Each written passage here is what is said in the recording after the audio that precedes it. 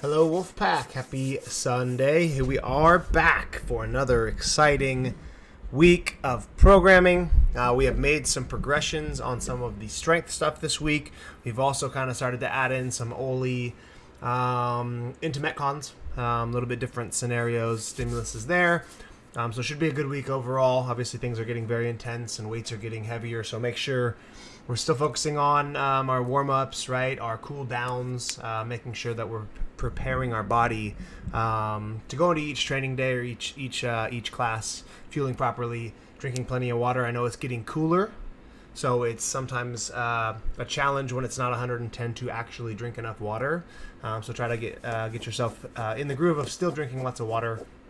Maybe mixing in some electrolyte packs. We do sell liquid IVs at the gym. If you haven't had those are great. Anyways, make sure we're taking care of our body so we can keep on crushing it. So Monday, we're going to progress our front squats. This will probably be the last week that we do this setup. I don't really see much benefit going any heavier on the front squats and the back squats, but maybe we'll see how it feels.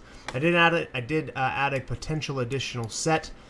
Since we are dropping the reps on the front squat a little bit, sometimes it makes sense to get an additional set in, but we want to add weight to last week's 4-rep front squats. Still same tempo, 3 seconds down, 1 second pause in the bottom, explode up. Perfect form and technique though. Even if we do add weight, make sure we're not breaking down.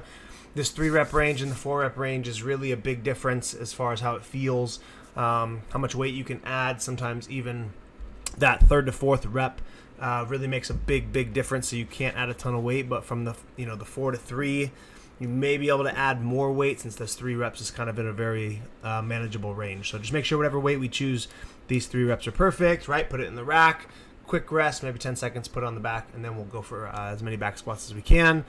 I'm pretty sure the first week of 5, we were doing like 6 to 8 reps.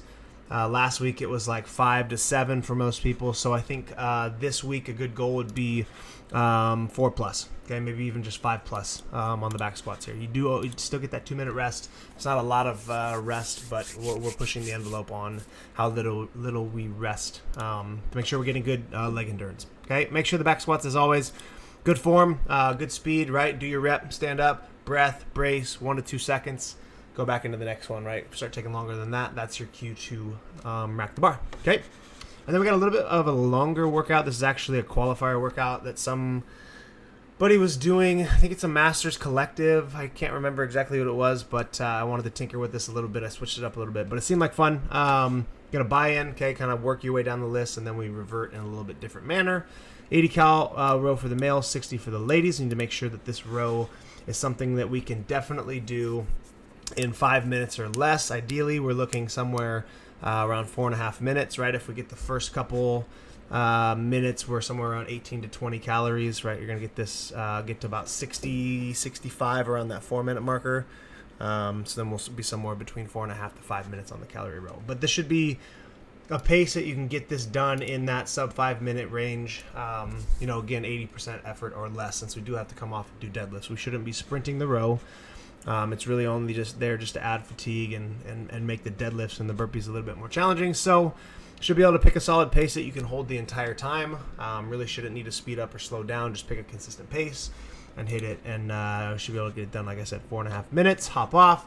The deadlift weights, we did 40 deadlifts last Wednesday, right? It was step-ups, toes to bar, deadlifts. So you probably want to just match the exact same weight that you did for that day. The RX Plus are the same, but again, anytime we do these high volume deadlifts, right, your best bet, especially coming off right after a row, you've literally done body weight deadlifts with the chain pull for 5 straight minutes, so this entire deadlift motion is going to be fatigued. So we need to still be able to do at least 5s here.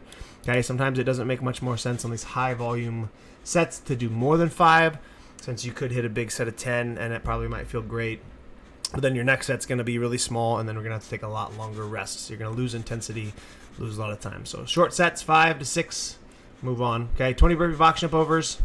This is kind of where we just breathe, cruise through this. You're obviously not going to win the workout right here, but we need to just try to pick a pace that we can keep moving, breathe.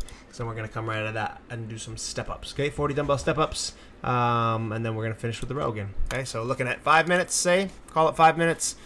This should be realistically probably around 2.5, but even if it's 3 minutes, call it 3 minutes, 8 minutes, give you 2 minutes on this, 10 minutes, okay, even if this is 5 minutes, Okay, 15 and then 5 minutes 20. So plenty of time to get the workout done in the cap as long as we follow the time domains and the weighted